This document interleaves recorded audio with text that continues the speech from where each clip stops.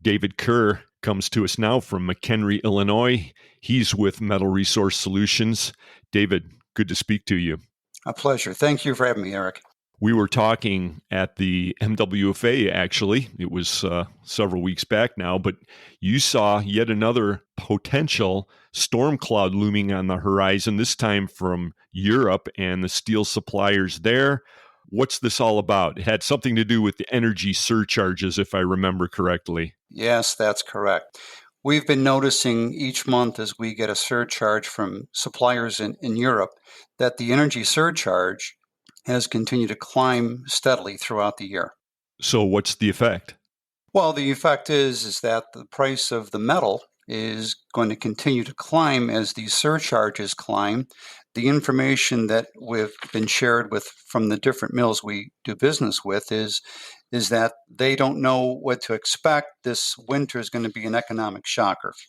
Okay, do you have some specific examples about some of the increases you've seen? Because there's always been energy surcharges, but what you were telling me is that there's just a big spike happening right now.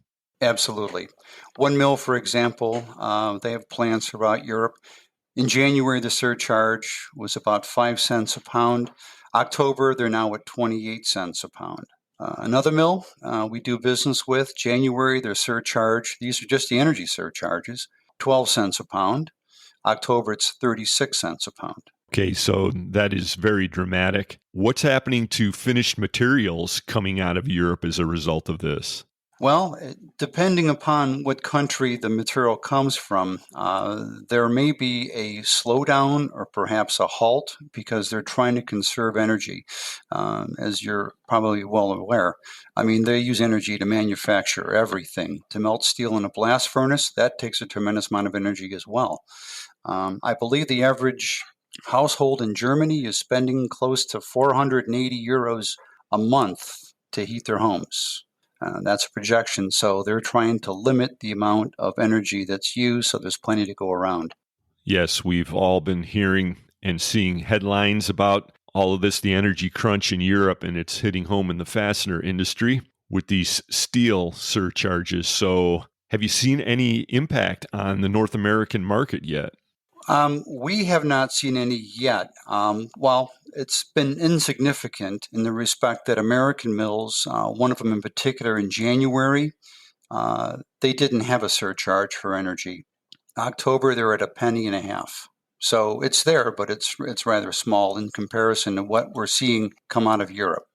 We're not expecting to see any reversal of this trend, of course, because the energy issue is huge and it's looming and it just seems like a big mess.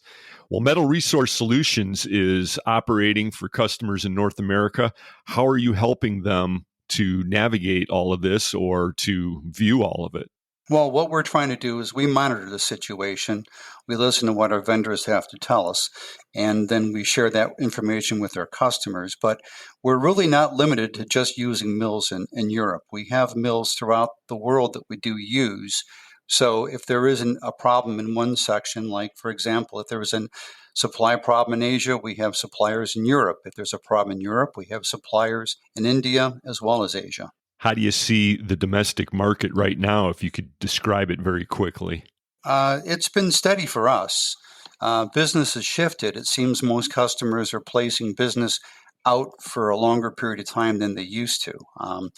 Very few transactional orders these days. It's mostly program buys to circumvent the issues with the long lead times. Interesting. How do listeners get a hold of you, David? The best thing to do is to reach our website. That's www.metalresourcesolutions.net. We have salespeople throughout the U.S. If you go to our website, you can find the salesperson for your area, and they'll be glad to help you out any way we can. Thanks for advising us on this, and look forward to seeing you at the next event. That's right. That'll be at IFE. We'll be at booth 1163.